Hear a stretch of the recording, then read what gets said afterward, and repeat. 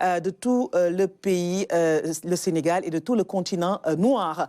Donc si kanam tuuti dinañ leen découvrir ñu ngi fi ak Maïmouna Diop moom plasticienne depuis 1995 également styliste de formation ndax def na ay maison de culture fii Sénégal daal di def nag Chine def États-Unis def Europe def Afrique jël fa ay raaya également nous sommes en compagnie de la reine de Bignona, la princesse de Bignona, Leydiza. Elle est mannequin de formation. Elle fait également toutes les scènes de l'Afrique et un peu de scène internationale jël tamit ay raaya ay prix moom table bi prix xajul si ndaari sax daf ñuy téyal bokk ko ci photo yam ndax buñ ko bëggoon a teg fii du fi xaj également nous sommes en compagnie de Ami Sène Ami Sène moom tamit day yëngu ci culture mooy chargé de communication Kenu laboratoire des imaginaires xam nga nag man dama bëgg ay maison de résidence ay laboratoire d'idées parce que yooyu dafa manqué woon fii Sénégal mais xale yi macha allah dañu xereñ léegi donc dugg nañ ci totalement El Maestro le Kangam on finit toujours sur une note de beauté en musique bien sûr moom nag mooy nekk tey suñu càmmiñ suñu góor ci plateau jigéen yi nga xamante ni moom lañ leen di dégtal tey ndaal yi mooy suñu càmmiñ ci kanam tuuti sama consoeur sama xarit moom nag dañuy nuróole déjà mais nag di ngeen ko découvrir à tey avec beaucoup de plaisir comme la dernière fois il s'agit de Mami Diaw dina fi toog ci kanam dégtal leen moom tamit lu am solo ci biir émission les rendez-vous du samedi ndax nag yaakaar naa day gën a riche rek donc dañuy démarrer émission sur une note de tristesse ndax yaakaar naa Sénégal ak àdduna wërngal këpp yëg nañ agression bi nga xamante ne nii suñu consoeur suñu xarit directrice générale bu 7TV moom mooy victime bi donc ndaali mu nekk lu métti lu doy waar lu daw yaram ñu koy ñaanal un prompt rétablissement dañuy ñëw tout de suite donc ci réaction père le président de la République son excellence Macky Sall mi nga xamante ne nii yaakaar naa nee na acte de violence bu lâché nii mooy bi nga xamante ne nii amul benn dignité lu kenn mënta baale donc sur la personne de Maïmouna Ndour Faye journaliste liberté de la presse bi nga xamante ne nii c'est un droit fondamental dañ ko war a sàmm war ko respecter ci wàllu nekk ak ci bërëb bu mën a nekk mooy en toutes circonstances dégg nga loolu lu ñu war a sàmm la te yaakaar naa ñu ngi koy sàmm fii suñu dëkk autorité yaa ngi ciy dox waaye nag wax dëgg yàlla defkatu ñaawtee fi moom daal xanaa ñu doy waar lañ mais nag ñu ngi def enquête bi donc l'enquête suit son cours président vraiment mu ngi koy ñaawlu bu baax a baax di apporter tout son soutien et le soutien du gouvernement en la personne de Maïmouna Ndour Faye et à toute sa famille donc bu loolu weesoo dañuy ñëw tamit ci réaction suñu directeur général Racine Talla toute la RTS donc soutient Maïmouna Ndour Faye le directeur général de la RTS monsieur Racine Talla a appris avec stupeur et consternation l'agression sans nom dont a été victime Madame Maïmouna Ndour Faye, responsable de la chaîne de télévision 7TV. Le directeur général de la RTS lui assure son soutien total et sans réserve. Il condamne avec fermeté cet acte barbare contre elle et invite les autorités à ouvrir sans délai une enquête donc afin d'arrêter et de livrer le coupable à la justice pour des sanctions à la hauteur du crime commis. waaw lii nag le Racine Talla wax mooy directeur général de la RTS donc par sa voix toute la RTS ak tout le personnel de la RTS ñu ngi ñaawlu te ñu ngi ñaawlu acte bu barbare boobu te ñu ngi soutenir Maïmouna Ndour Faye ndax nag liberté de la presse c'est un droit fondamental Ndali sa yëg-yëg si mbir mi.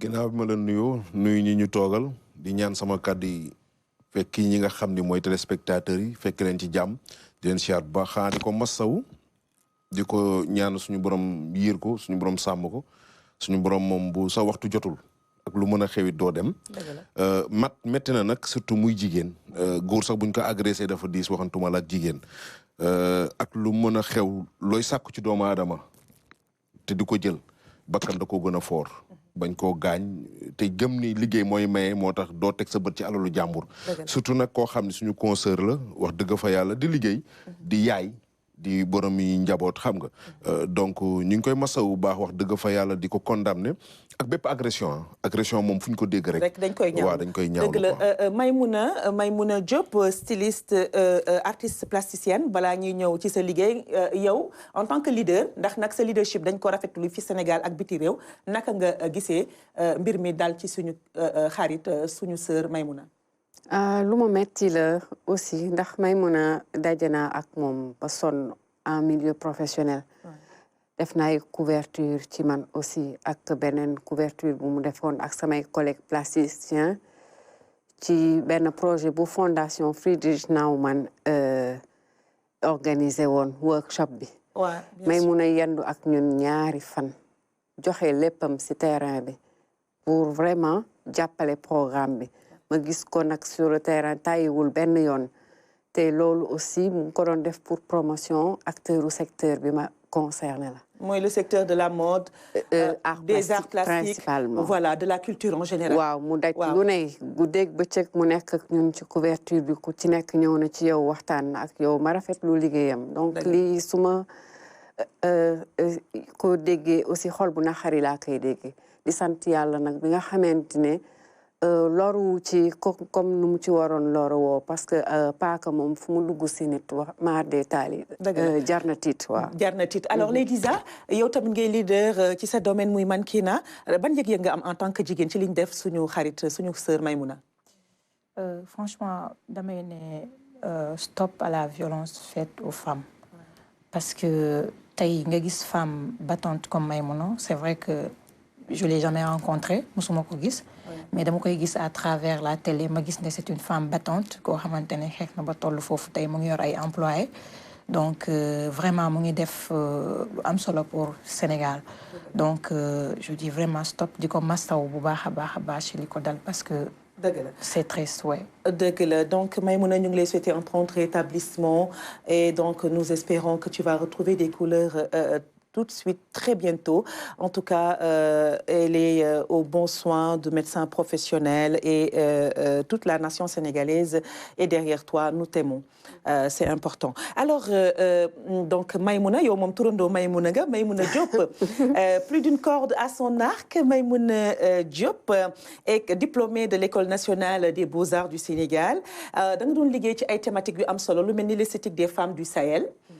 ba benn at bi nga def mutation en 2016 jëm ci benn réflexion boo xam ne sur le yin et le yang tous les gens qui sont des cinéphiles qui aiment le cinéma connaissent le yin et le yang ou bien qui sont tout simplement cultivés xam nga loolu mbiru chinois la c'est un concept chinois donc asiatique dirais-je ñu bëggoon nga wax ñu d'abord ses débuts ci peinture ci ba pare balaa ngay ñëw ci stylisme.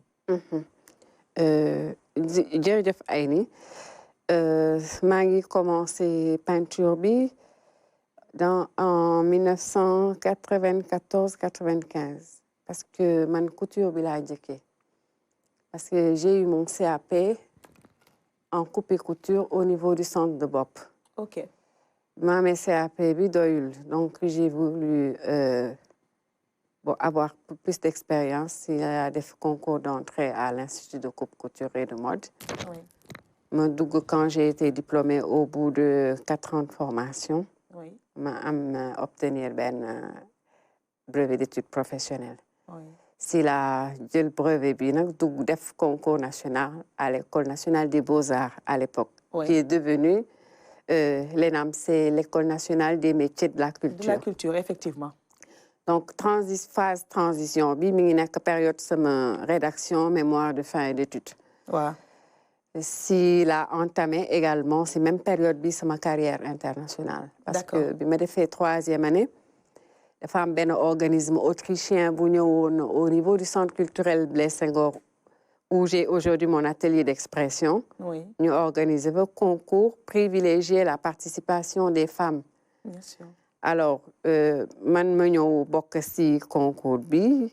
Ça a été coordonné par un collègue qui est résident au village des Arts, monsieur Seya Diallo. Oui. Moo ko organisé, c'est ses partenaires. Oui. Alors j'ai remporté le prix. Le prix, c'était une exposition en Europe. D'accord. Notamment entre l'Allemagne et l'Autriche. Wow. Donc, l'ambassadeur m'a remis le prix qui était un billet d'avion Oui. pour aller séjourner pendant 3 mois Oui. pour pouvoir monter les expositions avec les instituts afro-asiatiques sur place. C'est au retour que j'ai terminé ma 4e année. Wow. Soutenir ma mémoire, présenter quoi. Mais c'est époque bobu la virée. Parce que mais pourquoi justement? Bon, tu me diras que c'est le milieu de l'art. Ma carrière, ce n'est que mutation. Wa création mom fu ne la mën a yóbbu. Waaw mais lan moo la inspiré wala lan moo la influencé? Parce que c'est ma première année architecture la woon. J'ai fait 1 an d'architecture. Ouais. Après, j'ai fait déco intérieur en même temps. Après, 3e année, j'ai trouvé que le bâtiment était trop figé à mon mouvement, à mon vie, à mon sens. Alors, j'ai dû virer en 4e année, j'ai fait mode. Parce que section mode, mi ngi woon si département environnement bi ma génne. Oui. Mais on m'a dit que tant que amuloo des rouages techniques pour pouvoir exécuter ça, section mode kenn mun ko ubbi. Donc, je suis la première élève styliste que l'École nationale des beaux-arts a formée. Ok. mais dafa am lu mu wax ay ni mu ne 94 le tàmbali mbir mi. Waaw 94 déjà góor yi amoon benn orientation ci li nga nekk nii dem ne damay jàngeeg yooyu bëriwul. yow mi jigéen lan moo sababoon loolu. indi nga beneen problème. mooy ban parce que 94 année préparatoire la woon pour man. Parce qu'à l'école, à l'Institut de coupe et de mode, j'avais tout premier prix de dessin et de dessin technique. Affaire du système pour suivre des dessins. Hein?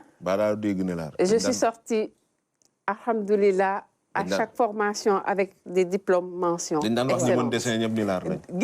non doué rek ak talent xam nga nit bu ñuul moom boo doué dessin rek day saan mais léegi nag ñu ngi koy jox valeur. ñu ngi koy jox valeur parce que léegi gis nga infographie. c'est de l'art. C'est de l'art. Montage gis nga même télévision les médias maintenant tout est art. Tout est art évidemment. Les jeux vidéo gis nga suñu xarit keroog loor Alaaji Man on te salue au passage dina fi ñëw ndax ki ñu représenté woon Dubaï dem na ba final. Donc doomu Sénégal la moom tamit yóbbu drapeau Sénégal biti réew jël fa ay raaya jaadu nañu wax si. mais gis naa ni aussi ay ni moom elle est très thématique. Waaw. Thématique boobu peut-être c'est une déformation parce que je suis très précise dans ce que je fais. Bien que je semble désordonnée. Les gens me disent à force d'avoir vraiment loolu nga débuté sax. Waaw. Plusieurs cordes à son arc, les gens me jugent de dispersée. Dëgg la. Parce que fu ma laal nga ne foofu la mu ne. Macha allah waaw mais loolu daf ñuy permettre ñu glisser si suñu xarit mannequin Laydiza moom tam fu mu laal ñu ne foofu la mu ne Laydiza yow ngay def mannequinat depuis 2016 c'est cela. nga commencé Bignona la verte Casamance la magnifique région verte du Sénégal mais potentialité bu ñu koy wax fii ba suba du fi jeex si kanam tuuti mami dina si wax parce que moom am na fa ay mbokk mu wax ñu madd yeeg mango yeeg verdure beeg ñoom seen la fa am richesse bi mais yow lan moo la dugal ci mannequinat. En fait man maa ngi li ma gën a motiver ma dugg ci mannequinat parce que bi may nekk xale dama fashionoon di solu stylé di def ay talons. waaw xam nga au fur et à mesure may dem di xool di gis ñoom Ndeye Ndack Touré comme Ndeye Ndack. parce que moom dama ko doon suivre lu bëri. dëgg la donc après ma gis lu muy def ma commencé école primaire di def ay Miss suñu école may remporté. Miss bi oui si Fosco yi waaw exactement. may remporté Miss suñu classe ma dem ba benn jour dama dem suñu village Tondouk. Après ma tase fa ak sama benn copine bu tudd Ndeye Rama Sambou je la salue de passage parce que tey. waaw defe naa ne tey su ma demee ba egsi fii c'est grâce à elle. d'accord moom ma motivé moom dafa ñëwoon défilé foofu moom en tant que mannequin après mu ne ma pourtant yow tu as la taille mën nga def mannequinat ma ne ko en bon mu ne ma si après si la ma jox seen adresse agence bi ma woo leen ma dem. daal di jël agence Sorawi. ma daal di dem di jël ay cours ak ñoom Latir ñoom Arompene tout ça ma egg gars yi accueillir ma vraiment mu doon lu nice franchement. mais man ay dafa ma jaaxal. waaw man pour man mannequin yi bu ñuy ñëw fii dañuy solu may mun a xam nga yenn solu yeeg yooyu ay jean ay top yu ndaw ay veste ay crop top ay crop top xeet yooyu xam naa yooyu ay na xam naa da nga ne xaw bokk mais xam naa ay crop top non yooyu booy taw voilà tamit mais kii dama gis mu ñëw ak style bu particulier bi lu tax lii yow it c'est une reine, hein? C'est la princesse de Bignona. Oui, elle a le sang royal. Oui, je fais partie de la famille royale à Bignona. Donc, mais aussi, je suis quelqu'un qui a dama bëgg sama culture, dama fonk sama culture. Parce que tay boy dem mun naa ne tay ambassadrice de la culture là. Parce que dama jàng loolu, je fais partie d'un mouvement qui s'appelle Reçu. Ouais. Le mouvement qui regroupe tous les acteurs culturels, dont le président est Baba Amdi. Ouais. Baba Amdi, ouais. Oui, donc ma jàng fa lu bëri ci culture. Fa laa xamee ne kon culture mooy def développement. réew oui exactement ak identité nit. Voilà c'est ça. Ouais. Donc li ma fa jàng franchement mu dugg ma gën a bëggaat loolu parce que bi may intégré après en 2021. Ouais. Après si mouvement bi après si la def le festival international de la mode d'Abidjan. D'Abidjan justement mooy FIMDA bi. FIMDA oui. Voilà festival international de la mode d'Abidjan. Oui. nga jël ci raaya meilleur mannequin du festival international de la mode. Mooy sa première distinction. Oui exactement. Wow. Après donc ma ne pourquoi pas comme culture. dafa bokk man damay incarner man sama propre culture moom laay incarner di dem ak moom parce que c'est grâce à ça tey ma egsi tey fii parce que bii mooy sama 3e trophée. donc waaw ñu koy mooy ce 3e trophée. oui ñu koy découvrir ci loxo Ndali donc voilà Africa Fashion Awards amoon Abidjan. non ça c'était à Cotonou. ça c'était à Cotonou. à Cotonou récemment à Cotonou. bii mooy bu mujj bi parce que yow tu nous parles bu njëkk bi yaa ngi ko am Abidjan. bu njëkk bi c'est en 2021. kon bu mujj bi nga ñu indil nii. Abidjan oui. en 2023 oui dernièrement. deuxième bi c'est en 2022 c'est meilleur mannequin de l'Afrique de la francophone. exactement mënu ma woon indi trophée yëpp. mais et que bii c'est au Bénin. à Cotonou mannequin révélation féminine de l'année oui. exactement ça c'était à Cotonou oui. à Cotonou mais après ça aussi Casamance def nañu événement bu mag bu tudd la Lion d'Or organisé par Cheikh Tamba ak Moussa Kouyaté ñoom ñoo def événement bi aussi ñu jox ma trophée. Moussa Kouyaté ñu ngi koy nuyu. voilà oui si Zik Fest bi. voilà exactement bi Baldé organisé woon le ministre d'État Abdoulaye Baldé. yoroon na pàcc culture bu am solo on y est la RTS y était. voilà oui ba pare aussi Baldé tamit mu jàppale ma trop si dem bi franchement parce que man moom awma li ma koy wax lu dul merci beaucoup le directeur de APIX franchement moom. jàpp na ci torop. mais booy dem foofu yii ngay yóbbu wala yeneen ça dépend. bon yii laay yóbbu yii daf ci bokk man su may dem même aéroport bi sax nii laay solo parce que nit ñi dañ may mooy sama identité. waaw donc voilà du ma ko caaxaanee parce que sama richesse foofu la nekk du ma ko caaxaanee dama ko fonk vraiment mu doon bi may dem Guinée Conakry c'était pareil Cotonou parce que j'ai fait 2 fois Cotonou j'ai fait 4 fois Abidjan aussi donc yëpp lii la. C'est juste culturel ou il y a un aspect mystique dedans. J'aimerais bien savoir. Oui, si, am na mystique, tuuti, oui. Du ku nekk koy sol. Non. Il faut faire partie de la famille pour pouvoir. Voilà, pour pouvoir porter ça. Parce que man tey su may voyager, mère bi damay def descente foofu xam nga dafay am loo xamante ne dina ko def. mais bi mu ne sànq tout à l'heure si on peut avoir l'image Omar s'il te plaît fan la woon. bi ñu njëkk a wane boobu Festinag Saint-Louis. bu Saint-Louis la woon non Fatick. Festinag bii passé Festinag bi mooy bii passé waaw bii passé oui. dëgg la ak suñu xarit Badiane. voilà bii la oui voilà ministre de la culture moo invité woon famille royale bi. waaw après ñu ànd dem ça c'était à l'aéroport bi may dem Cotonou. waaw récemment oui pour compétition. pour compétition bi en tout cas lan mooy projet yi. parce que nag dañ lay bàyyi xam naa ci kanam tuuti avec beaucoup d'émotion et de regret xam naa dinañ la retrouver prochainement ci say yeneen compétition ak yeneen raaya boo ko indee fii Sénégal daañu la recevoir parce que nag RTS moom yéen la fi toogal rayonnement culture sénégalais ak africaine wala rayonnement africain plutôt autant pour moi la fi nekkal. oui franchement bii mooy 3e plateau bi ma def RTS. avant may dem invité nañ ma si émission Mbég leen Diack vraiment ak Eva bi ma ñëwee tamit aussi def nañ ko après yow aussi nga ñëw defaat ko vraiment chapeau à vous et je dis merci beaucoup au DG monsieur Racine. Racine Talla tonton oui sama papa la. donc vraiment maa ngi koy jaajëfal bu baax parce que gis naa lu mu nekk di def pour ñun jeunes yi franchement merci beaucoup. léegi lan mooy sa projet. alors projet yaa ngi fii parce que j'ai un projet par rapport aux enfants de la rue. oui donc xam nga man dama sensible si côté xale dama bëgg xale trop. kon daal ambassadrice su xale ngay xale voilà c'est ça kon su may gis xale yu ndaw yi di traîner sur rue bi xam nga waajur yi damay jàpp ne benn instant dañu xaw a sàggane tuuti xale yi donc da nga koy gis du sol daal genre yooyu noonu ma ne pourquoi pas je vais pas faire ce projet parce que man su ma leen gisee rek damay des fois j'ai les larmes aux yeux damay bëgg a jooy xam nga des fois damay jooy sax su ma gisee xale sama àdduna yëpp yàqu parce que damay wax ne man am naa enfance bu normal xam nga donc pourquoi pas ñoom ñuy traîner à cet âge à 5 ans 6 ans ñu ngi traîner si yoon yi vraiment si mbedd bi vraiment loolu rafetlu ma ko donc ma ne da nga bëgg daal xeexal xale yi ce combat oui franchement oui je vais lutter sur ce combat franchement bien vrai que am na yeneen projet yi fi nekk mais voilà projet boobu noonu ça me tient à cœur franchement ici woo ñëpp képp ki nga xamante ne mun na si jàpp mu jàpp si franchement, oui.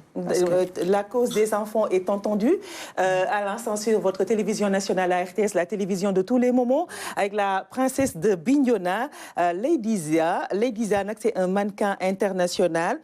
Vous remporterez le premier prix de meilleur mannequin du Festival international de la mode à Abidjan.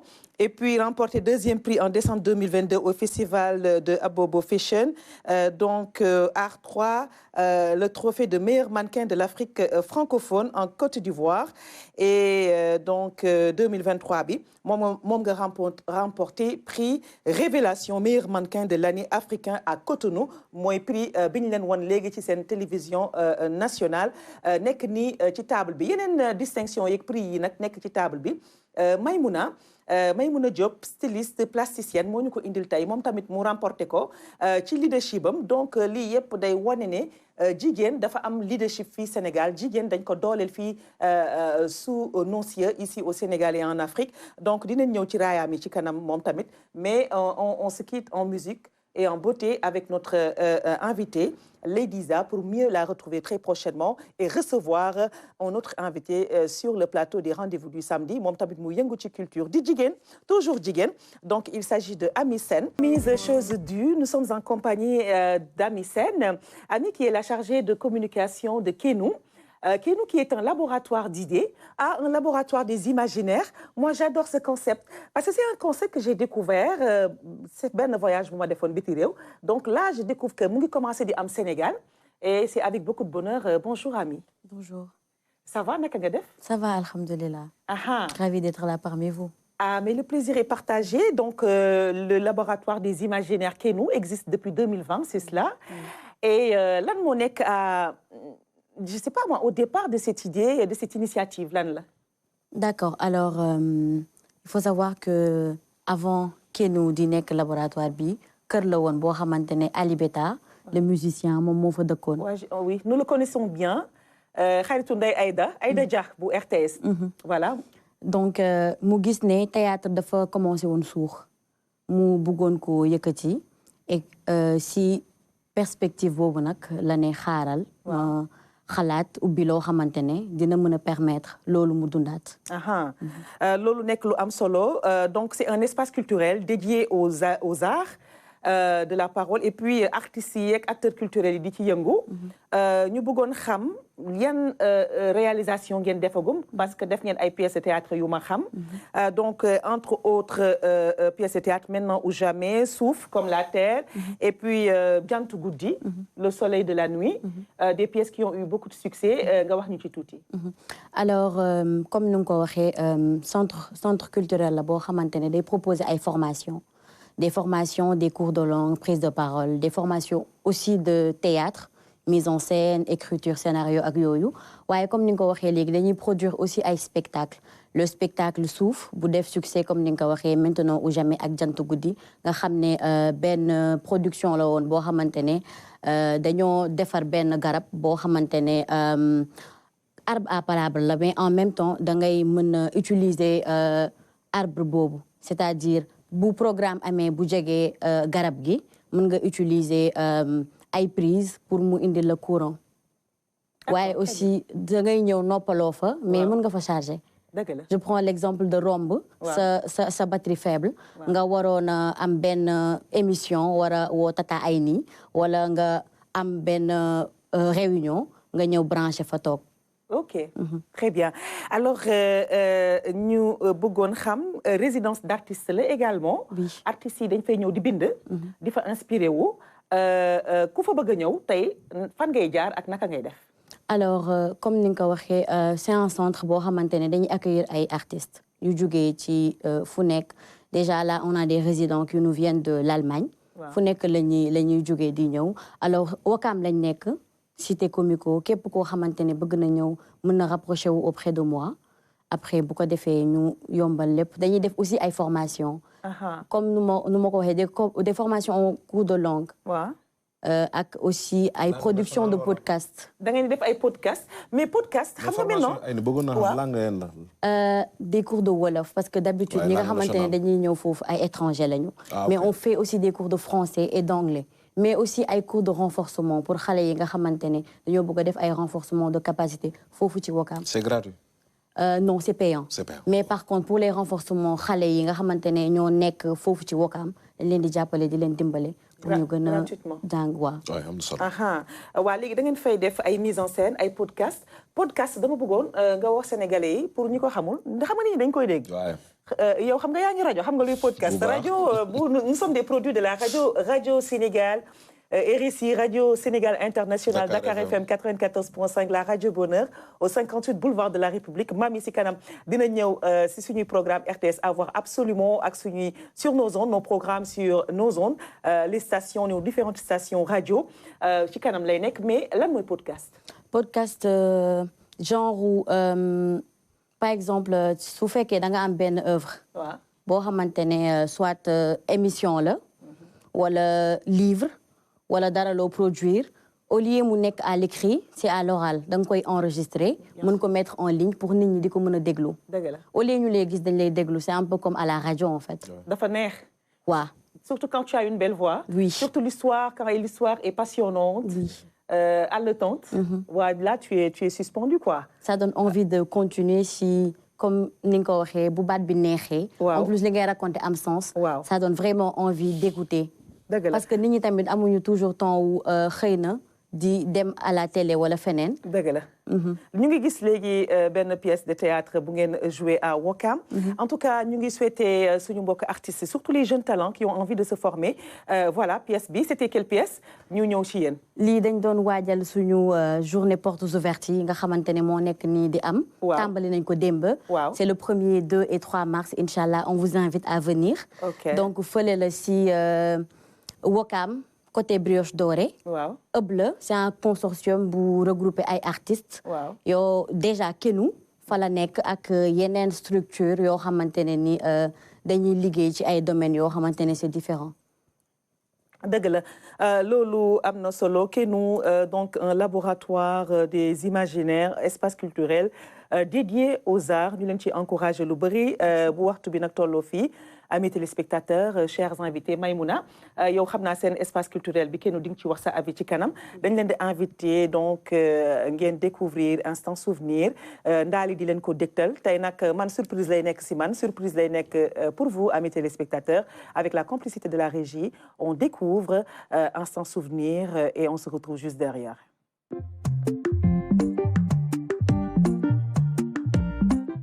mbokk yi tey nag.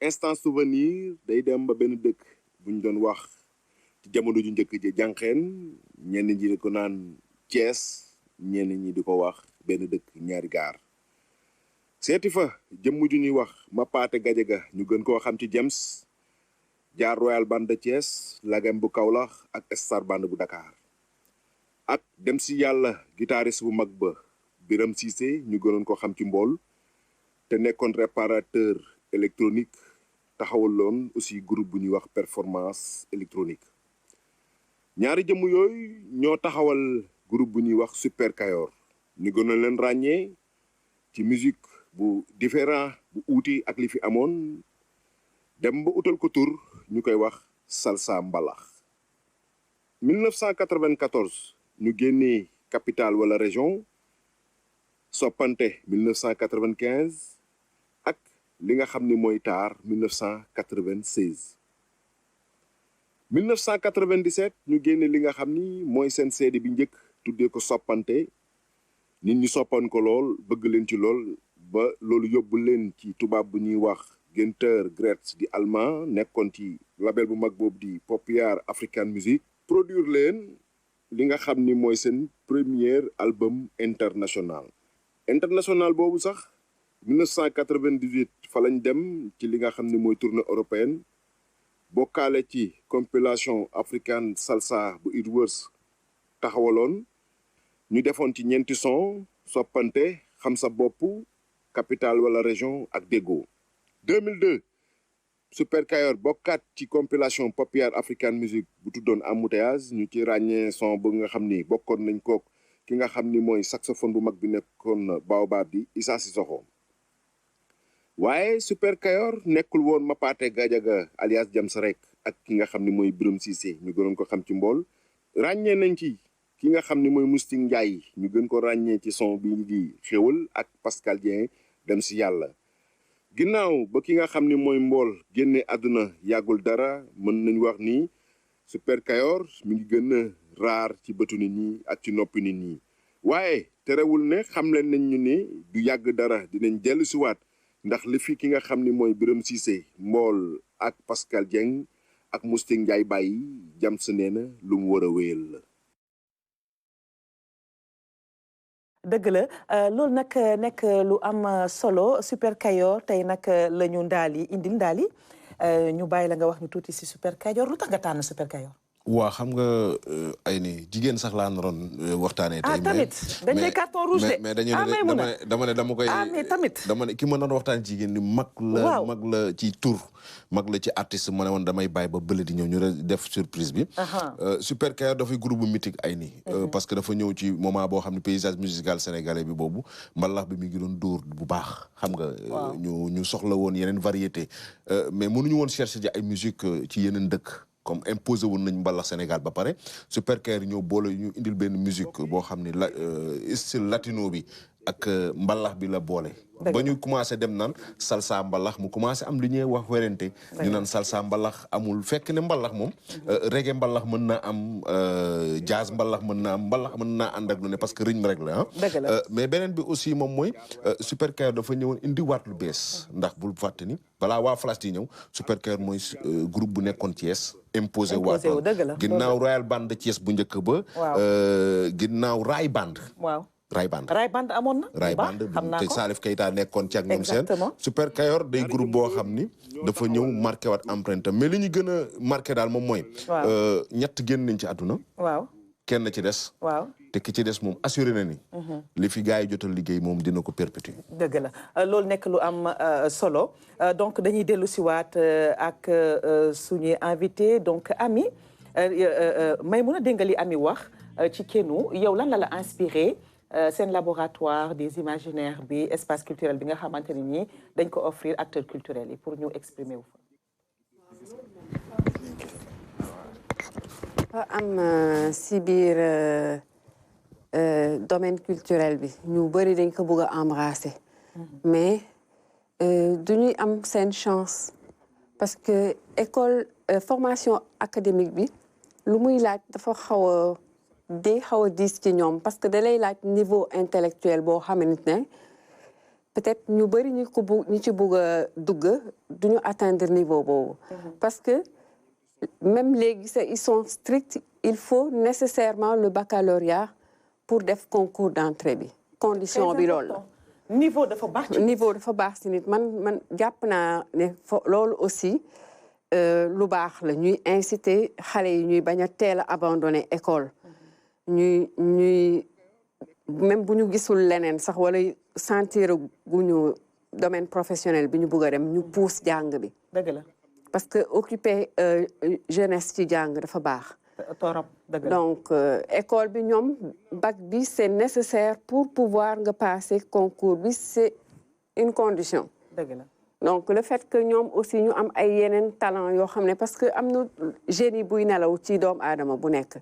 ñoom aussi ñi amul chance su mën a fréquenter école bi ñu may leen ñu occupé wu ci benn domaine d'expression boobu pour mën a jàng lu am solo la. lu am solo la alors am solo la j'encourage ça vraiment. dëgg la Ami dañ lay bàyyi nga tàggatoo wax ñu say projets pour mieux nous retrouver prochainement sur la télévision de tous les moments. Inch'Allah alors comme ni ma ko waxee sànq déjà ñu ngi suñu ay portes ouvertes suñu ëpp bi nga xamante ne dañ ko dippee artiste du daanu.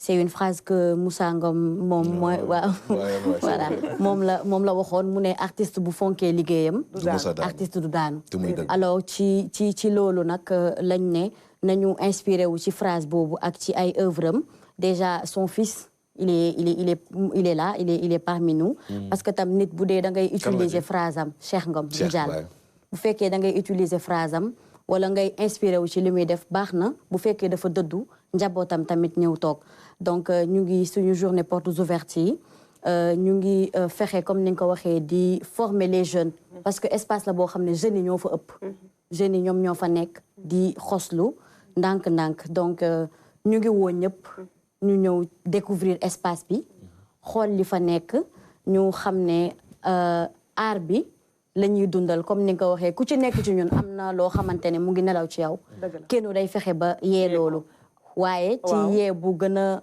rafet fekk nga am formation en tant qu'artiste nga xam lan mooy sa droit ak tamit lan mooy sa ay devoir. dëgg la en tout cas ñu ngi lay remercier infiniment d'avoir répondu présente ci suñu invitation fii ci RTS ci émission les rendez-vous du samedi di la jox dox daje ci lu yàggul dara ci suñu chaîne radio ak télé n'est-ce pas RTS2 xam naa du ñàkk dinañ la fa gis tamit très prochainement espace culture ñu ngi nuyu suñu xarit yooyu ca RTS2 alors tout de suite donc dañuy jàll ci la vidéo voilà balaa ñu jàll ci la vidéo de la semaine le coup de cœur musical de la semaine Ndali da ngay tàggoo ñu mën a recevoir nag suñu xarit suñu collègue Mami. waaw xanaa di gërëm Maymuna wax dëgg fa tax jàngaat nañ ci lu baax seen caali aussi ñu ngi leen di gërëm bu baax ci li ngeen def di la gërëm ay ni di xam ne ni ñoom am na lu ñu bind sax lu ma leer ci seen espace boobu noonu mi ngi koy wax ñi ngi naan adduna kërti la. waaw. ku dul kërti. doo am kër. déedéet ay ni mbokk yi nañu adduna moom nañuy ñaan jàmm yàlla na suñu borom def ci réew mi jàmm ay ni. di leen jox daje samedi bii di ñëw gaaw. bii di ñëw incha allah ñu waxtaanee leneen ci baset. dëgg la loolu am na solo wolof yi tamit am na solo gis nga kuuru wolof yi ñoom Ami di joxe fee xam naa ne yow fa nga jaar macha allah alors tout de suite donc nous retrouvons le coup de cœur musical de la semaine et on se retrouve juste derrière avec un nouvel invité il s'agit d'El Maestro le Kangam Moulay Tigin Love nous a fait danser durant tout l'été cette année donc à Dakar au Sénégal et en Afrique et puis nous recevons également Mami Diao sur ce plateau des rendez-vous du samedi.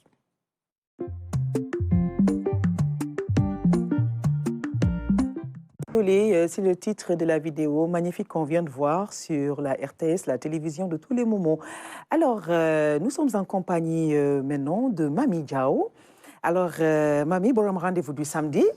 ñu ngi lay nuyu di la dalal. may am mbégte ay ni di la fay di am mbégte saay su nekk di ànd ak téléspectateur RTS ci seen émission RVS les rendez-vous du samedi may am mbégte itam saay su nekk di ci ànd ak ay invité surtout suñu invité tey yi ma leen di nuyu di leen dalal Maymuna maa ngi lay nuyu El Maestro le Kangam maa ngi lay nuyu di la dalal ci émission RVS. waaw maa ngi lay fay di nuyu invité yi aussi comme man di nuyu waa RTS di nuyu sama xarit sama tata ay ni waaw mais El Maestro mais yow lan nga mi ni naanoo café pourtant yow Aïssatou fii suñu chargé de protocole bi daf la jox café nga naan jox ko Fati café gee fort xam nga café gee fort mais da ngay wax quand même café gee fort na xam naa loolu la quoi en tout cas Mami El Maestro mu ngi nii génnee 3 albums app bi mooy 2017 li ci gën jili gën jili gën mooy 2020 la génn 8 mars bi moom da nga ko dédié à la femme moo jili gën yëpp c'est dédié aux femmes donc yow toi tu roules pour nous quoi en fait c'est ça waaw parce que je peux dire que c'est une longue histoire. Parce que dama nekk ku teel a ñàkk papaam. sama yaay moo ma yar ba ma màgg ba toll nii lu nekk ci man moo ko def te lu ma am tamit moom la donc à travers ma musique à travers les mots man ma porté combat ba nga xam ne peut-être boole ci xale yi maanaam j'œuvre pour la protection de la petite enfance en même temps damay taxawal jigéen ñi moo tax samay œuvre à travers mes œuvres da ngay dégg chaque fois la femme quoi noonu la demee. De son vrai nom Moustapha Diop ngay doomu Yoff waaye nag sa enfance yaa ngi ko passé Diourbel bawal mi ngi noonu bawal yi dañuy ay ñafekat lañ boo dee xool fii sax ñi ngi fi bay seen waar bu baax nga tàmbali à l'âge de 11 ans say début naka la demee woon ak sa papa mu nekkoon un ancien policier ku ne xam na ni policier yi dañuy faral di am rigueur ci seen éducation lu jëm ci seen wàllu njaboot ndax yomboon na non musul yomb mais yàlla dafa def man dama amoon papa ba nga xam ne dafa compréhensif quoi peut-être mère bi moo gënoon tàng nag ndax paa bi man leeroon na ma ne bu doon continuer na di dund moment yooyu noonu dina sama carrière musicale du xaw a métti noonu ndax dina apaiser mais sama yaay elle était stricte quoi ci jàng bi ne ma doo def musique affaire yooyu noonu mais def naa lu ma mën ba mujjee ko convaincre ba yàlla def ma nekk bokk ci ñi nga xam ne ils font partie de la musique sénégalaise quoi. tey bu ñuy tudd dañ la ciy boole. waaw léegi ñu bëggoon xam nga wax ñu tuuti rek si album yi rapidement. app bi lan nga ci doon wax ak album 2 bi ji li gën ak 8 mars bi nga mujj def. waaw app bi dafa fekkoon ñu defoon concours parce que boobu maa ngi woon ci benn groupe bu tudd Free Concept man ak sama benn xarit bu tudd Magadaan léegi app bi dafa fekkoon ñu jël concours bi. Parmi 1000 groupes au Sénégal Nescafé African Revolution ñu ñoo jëloon première parmi 7000 groupes en Afrique ñu jël 3e nekk médaille bronze léegi après nag ci lañ ñu produire un album au studio Sankara après album bi nag 2017 la doon door a génne bi mu génnee après ma jaar conservatoire loolu moo andi woon ma ne naa yokk xam-xam bi mais album bi li muy wax mooy maanaam fi ñu jaaroon maanaam concours bi métier yi ñu jaaroon lañ doon expliquer ne app bu jot rek parce que app c'est tout arrive à temps à ce qu'il sait attendre léegi nag dañ doon expliquer maanaam fi ñu jaar Diourbel ba agsi fi ñu agsi jël concours bi yombul woon mais peut-être app bi moo doon door a jot moo tax ñu tuddee ko noonu deuxième album bi jili gën fekk na ma yor sama carrière solo tamit fekk na ma génn école nationale des arts man ne sama premier album bi may def dama koy dédié aux femmes ma tuddee album bi jili gën maanaam jilu nga xam ne c'est de bonne graine quoi te des fois dañ naan jigéen mooy jili gën parce que jigéen bu baax mooy defar ci kër gars dañ koy wax mooy ñaw mooy defar kii donc kon ji li gën genre métaphore la ba ma utiliser foofu sargal jigéen ñi 8 mars aussi ma sargalaat jigéen ñi dëgg la léegi dañuy ñëw rek en parlant de sargal jigéen Mamy nga gis fi donc ay prix muy ay raaya yu jigéen jël di rayonné noonu nag le leadership africain sénégalais fii Afrique ak ci àdduna muy Maïmouna Diop mi mu jël ko ma bàyyi la ak prix yi rek Mamy plutôt donc nga wax ñu si tuuti boobu mooy trophée bi nga xamante ne nii c'est dans le cadre de la journée de l'environnement la résilience en milieu professionnel. La résilience en milieu professionnel Maïmouna Diop nga daal di ñuy sigil encore une fois ñun jigéen ñi ñu ngi ci mois de la femme. vraiment prix baa nekk nii. naka la demee woon bi ngay remporter prix bi. en fait prix bi distinction la. parce que boo xoolee si en tête bi ci kon y a l'insigne du ministère de la Culture et de la Communication. À l'époque avec monsieur Abdoulaye Diop comme ministre de tutelle. Donc, il y a dans le ministère de tutelle, il y a une cellule genre qui est coordonnée par une dame très dynamique qui s'appelle Madame Fatoulaye Diop. Mon moi organisé bi di sélectionner les femmes qui sont le plus distinguées dans leur domaine d'activité. Ba pare di leen décerner trophée yi moom moo ma jox premier trophée boobu si journée de l'environnement. D'accord léegi ñu jàll ci deuxième trophée bi c'est la participation de Maïmouna à la deuxième édition Femme Force voilà ñu koy découvrir ni donc à l'antenne nga wax ñu si moom tamit. Femme Force en fait projet cellule genre du ministère de la culture et de la communication la moom dafay def promotion wu femme du secteur de la culture. Deuxième édition bi décerné na plusieurs femmes ay directrices chefs de service. Wow. Actrices parce que soo xoolee photo bi ñi ma si ràññee. Wow. Il y a la directrice de la Galerie nationale. Wow. Il y a la directrice du bateau Joola. Il y a la directrice du musée Bourguiba ma la jox plaquette bi. Waaw dinañ wax ñoom ñëpp ñu ngi ci ak am na aussi actrice. Wow. De cinéma, danseuse, artiste plasticienne comme man ñoom. Toutes les femmes qui se sont distinguées dans leur domaine d'activité daf leen di suivre de très près pour leur décerner un prix de trophée pour que ñu partager seen expérience ak seen exemple de leadership. Loolu mooy programme mu Femme Force deuxième édition bi nag man bokk naa ci artistes yi ñu nominé woon mooy trophée bi ma teg fii. D'accord ñu gis réouverture du musée Bourguiba. Musée Bourguiba moom fan la nekkee. tourné ko ñu xool ko nii. waaw musée bi Mami. voilà. waaw. musée bi musée bu rafet la bu porté ay activités d'envergure. Avec également une femme très active très dynamique bu fa nekk madame Aoba Mara. Aoba dinañ ko invité fii. waaw xam naa ne moom lu am solo lay liggéey ci musée bi. Parce que musée bi ça a été un don de l'État. Le propriétaire qui est mooy Boubacar Koné il est décédé mais il a été condamné par une maladie ci biir feebar bi la may musée bi État du Sénégal. Madame Mara ñu nommé ko en tant que directrice de musée moom moo dem dox projet bi ba ñu réfectionner musée bi. Donc première activité bi mu fa def exposer la collection du donateur. Et j'étais l'artiste invitée pour la réouverture du musée Bourguiba. Oui, nous recevrons certainement dans les jours prochains parce qu'on est au mois de mars. La directrice il faut célébrer vraiment les femmes du secteur culturel parce que li ñuy liggéey dans la discrétion. ñun loolu kii la nu mu koy wax directive la ñun loolu Dahaba xam nga sànq ñu ngi la koy présenté. Dahaba waaw. Exactement ak Ousmane Sy directeur des programmes ak suñu DG ñooñu jox dañ leen di célébrer loolu moom xoolal bu sax sonn ah. yéen a ngi toog may insister ay ni nga jéggal ma man secteur culture. dañ ma deseelul dara. dëgg la man ci sama bopp deseeluñ ma dara. parce que je suis la première femme plasticienne bu ñu tappal médaille ordre national du Lion ils me l'ont décerné. loolu laa bëggoon a tëjee mais comme wax nga ko donc alhamdulilah. mais dinañ ci ñëw may mën a tout de suite damay invité suñu téléspectateurs yi donc ñu seetaan une vidéo d'El Maestro le Kangam pour ñi ko xam ñu découvrir ko pour ñi ko xamul ñu dégg c'est l'occasion de le découvrir il est pétri de talent et on se retrouve juste derrière Mami.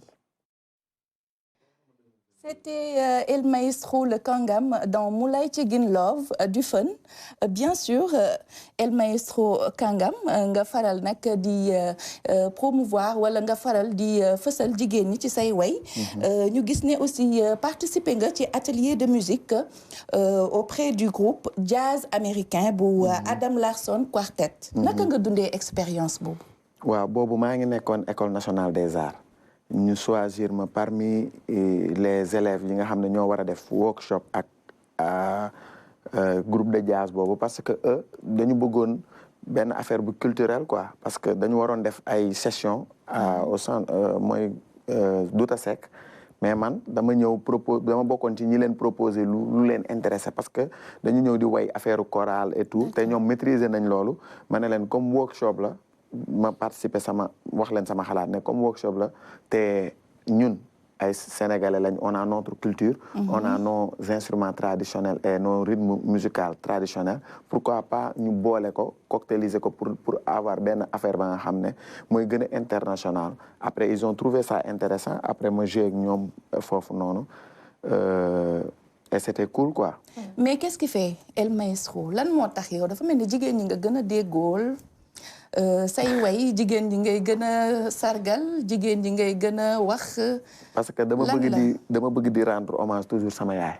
d'accord mais comme li ma wax tout à l'heure fi ma jaar la quoi c'était pas facile mu nekk jigéen bu jàmbaare yor njaboot di xeex pour ñu am avenir bu meilleur maanaam lu bëri lu nekk ci man moom mun naa ne moo ko def te musuñu may jàmm ñuy teggi yoon man artiste la mais doo ma gis may solo n'importe comment wala may check down wala may tuux wala may loolu samay principe la quoi ku nekk nag am nga sa principe mais loolu dafa bokk ci samay principe te loolu sama yaay moo ko def ci man donc comme mënu ma ko fay donc ci à travers ma musique ak de par ma voix mën naa ko sargal mais su ma koy sargal day mel ni jigéen ñëpp laay sargal quoi moo tax ma porté combat boobu noonu ci sama musique quoi.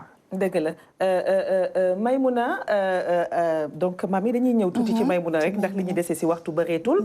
donc ngay sa thématique nekkoon l'esthétique des femmes du Sahel nga ci doon inspiré wu tableau yi ñuy gis centre culturel Blaise Senghor yëpp bëri na ci thème bu les femmes du Sahel. Donc nga ciy liggéey mais mutation bi à travers le yin et le yang lu ko waral lu tax nga choisir le yin et le yang. xëy na maturité moo ma indi si yin et le yang parce que boo pratiquer benn métier pendant ay années da ngay dem ba sa liggéey surtout chez nous les plasticiennes peinture bi day am identité. Oui. ñu bëri buñ daan gis les silhouettes de femmes là ci man dañuy wax toujours Maïmouna.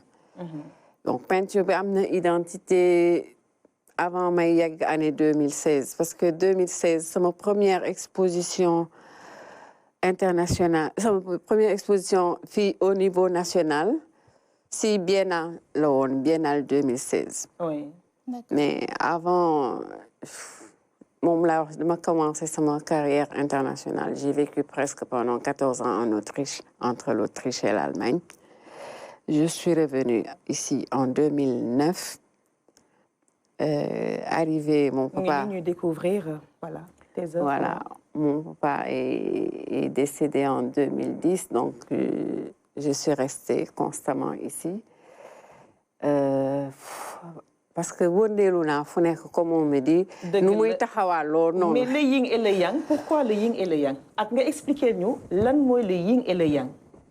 Oh, le yin et le yang en fait c'est les différences bii sax yin yang la. waaw moom la. parce que bii lañ yóbbu si expo internationale bi ma demoon au Burkina Faso au mois de février.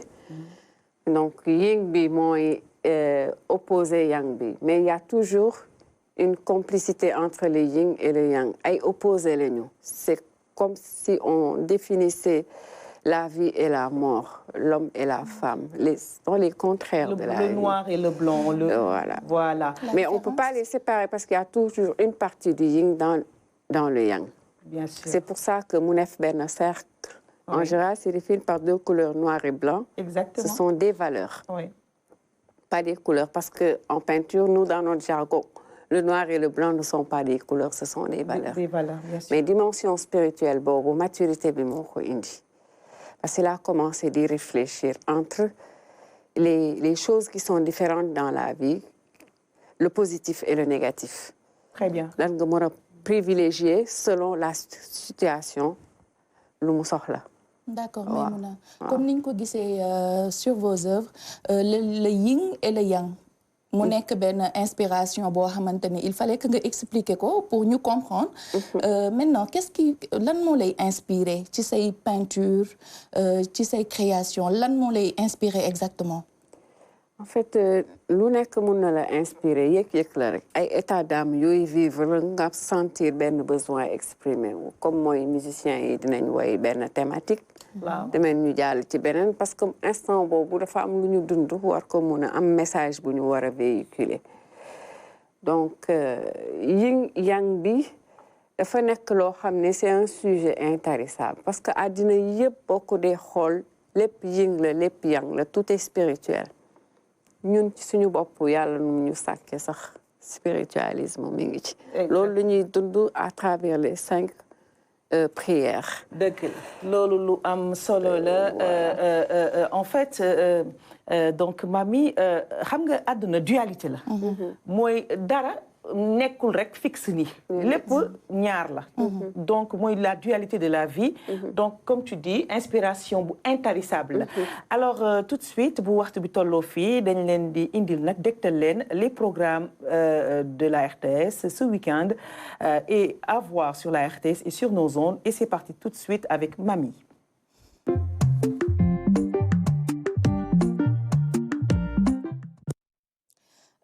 À voir sur la RTS. Samedi, vous aurez à 16h30 Kachka Legbo. Samedi 17h Biglin. Samedi, après journal 20h, Académie du Rire. Dimanche, 14h, Point de vue. Dimanche, en même temps, après Point de vue, vous aurez Réni Comcom. Dimanche, après JT, 20h, vous aurez Dimanche soir. Oui. Donc, c'était à voir sur la RTS, la télévision de tous les moments. On passe donc au programme sur nos ondes ce week-end. Sur nos ondes, sur la radio RSI, samedi 13h30, vous aurez un débat. Le débat, bien sûr, à 10h10, 11h le dimanche, vous aurez En vérité, Lissi Bitim Réew, synchro sur la radio nationale et Dakar FM. Radio nationale, samedi 22h, 1h du matin, soirée dansante Alassane Sy, dimanche 11h, 15h30, Yarou Demb ak Yarou Tay, Dakar FM. Samedi 15h, 18h, vous aurez Kif. Dimanche 16h, 18h, Reggae Massive. C'était vos programmes sur nos ondes. Voilà, merci Mami, merci infiniment. Merci donc, merci à vous, amis téléspectateurs, de nous suivre. Votre émission bat son plein. Les rendez-vous du samedi. May fàttali rek ne Mami ci donc la rencontre internationale des peintres de Ouagadougou. yow yaa def yow lañ dox l'insigne honneur nga def le défilé donc à la soirée des partenaires. donc loolu xewoon bu yàggul dara tamit Ouagadougou mu nekk tamit benn honneur boo fa am ñu bàyyi la nga wax ci tuuti balaa ñuy tàggoo parce que nag li ñu dese si simili bëreetul. bariwul en fait man ci sama bopp man sax ma ko proposé dame bi pour pouvoir changer un petit peu motiver les partenaires parce que bu ñu di créer des radios fragiles à chaque fois ñu lay jox un financement yow nga nekk dans un état statique doo yokk de évoluer j'ai dit mais pourquoi ne pas agrémenter parce que nous la mode est un secteur qui est intégré à juste titre dans les métiers d'art au niveau de mais ñun fi ñu toll ci niveau culture boo xoolee dans la sous-région on est très en avance et eux-mêmes ils nous le disent parce que quand am na benn photo bu ñu génn j'étais avec les mannequins là en robe bleue là là c'était aux Comores. bi ñu ñëwee comme j'étais l'invitée d'honneur dans le programme défilé de mode c'est les festivaliers c'est les artistes plasticiennes qui ont dit que ñoom ci seen bopp ñoom ñooy nekk invité ñoom ñooy def mannequin yi. Wow. C'est la même chose qui m'est arrivée à Ouagadougou. Les artistes plasticiens ont dit qu'elles vont défiler avec la collection donc mu nekk ay innovation yoo xamante ne ça mérite d'être réfléchi, que le talent existe partout pour confirmer qui le mu doon wax. Exactement. C'est la dame de Ouakam, voilà. dëgg la mu nekk lu am solo donc on va passer à l'agenda culturel Mami et c'est parti.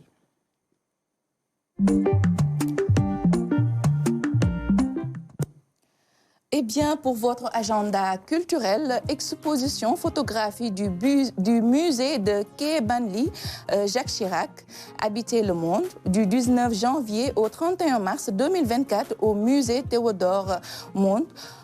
Journée internationale des femmes et des filles de sciences, lundi 4 mars 2024, célébration collège Pikine 9. Voilà. Merci infiniment. Nous rappelons juste que vous aurez comme chaque mercredi du 1er à la fin du mois à la Maison de la Culture d'Outasek un auteur face à son public. C'est toute l'année 2024, durant tout le courant de l'année 2024 à la Maison de la Culture d'Outasek pour les férus de littérature. Alors, donc, Mami, fi mu nekk nii nag waxtu bi li ci des xam naa ni bëreetul. Dañuy bàyyi El Maestro le Kangam mu wax ñu ay projet mais dañuy remercier auparavant Alioune Diop Radio Sénégal International RSI suñu collègue moom tamit nekk acteur culturel bu am solo fii Sénégal bu ràññeeku donc Alioune Diop bon week-end à toi et merci alors El Maestro lan mooy sa projet. waaw man mën naa ne temps yi moom dama créé sama studio bopp ba nga xam ne damay liggéey ci lépp lu jëm ci wàllu écriture de texte top line beat making parce que je suis en même temps samay musique maa koy composer sama bopp.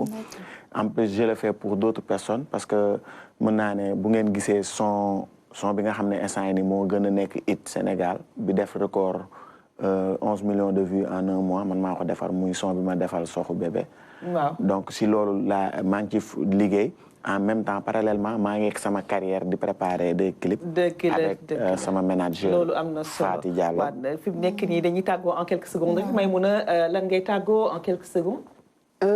xanaa gërëm leen sant leen ci invitation bi damay faral di koy wax li xaj ci cin bi.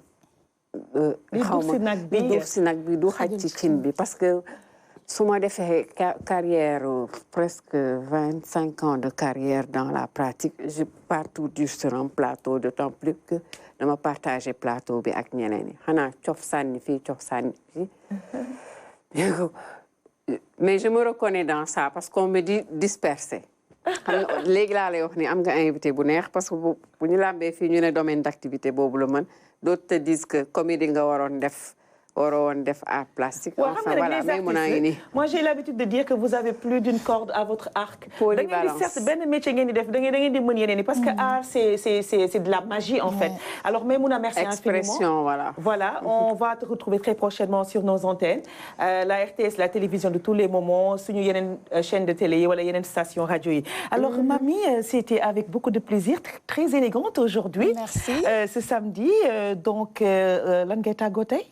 ay nii ma amoon mbégte loolu doon toog ak yéen ci plateau bi du ma fi toog nag ba jug te du ma masawu sama consoeur Maïmouna Ndour Faye dëgg la ñoo bokk métier bi mais bu loolu yëpp weesoo mu nekk sama maîtresse nekk ki nga xamante ne tey bu ma ñemee toog jàkkaarloo caméra wala ma téye micro yàlla ak moom la ndax kat bu lekkee alom na ko gërëmee coy loolu la ñuy wax. dëgg la mi ngi noonu ma koy masawu di am lu ma metti lool ci lii ko dal ñi di ko ñaanal yàlla yëkkati ko fa mu tëdd ba mën a delluwaat ci ay activité am di jox dig daje téléspectateurs yi ñu doon seetaan doon am mbégte doon ànd ak yéen ci seen émission les rendez-vous du samedi di leen jox dig daje samedi bii di ñëw incha allah may remercier suñu invité yu ñaawul yi macha allah seen toogaay amoon na fi solo ay ni ma lay delloowaat kàddu gi rek di la wax à samedi incha allah. dëgg la à samedi Mami incha allah je te souhaite et je souhaite un très bon week-end à tous nos invités Leydiza mi fi toogoon 5 ak Ami Sène Maïmouna Diop plasticienne styliste ak El Maestro le Kangam donc ñu leen di remercier infiniment di remercier Fati Diallo pour son concours moom nag da nga koy woo vendredi à minuit mu fajal la sa soxla donc mooy Fati solution noonu laa ko tuddee. Alors dañuy quitter wu ak acapella ak El Maestro mais auparavant je remercie infiniment Eta Couture ak Karim bébé Soxna Rasoul également et toute la famille donc Eta je t'embrasse très fort. Alors, on va se quitter en beauté avec un acapella de El Maestro pour passer un excellent week-end sur la RTS, la télévision de tous les moments. Okay. Journée internationale des droits de la femme. Journée de réflexion la war a doon, journée de revendication. Warul nekk journée pour que rek sañse. Jigéen yi ñi maltraité la ñu sargal bu 8 mars jote yenn chef d'entreprise yu organiser fête woo képp kuy jigéen di wax ay baaxam te ba muy ñëw ci biiroom bëgg liggéey daf ko laaj boppam ba muy ñëw ci biiroom bëgg promotion daf ko violé non non non non non non non non ki sa rakk la bul ko dee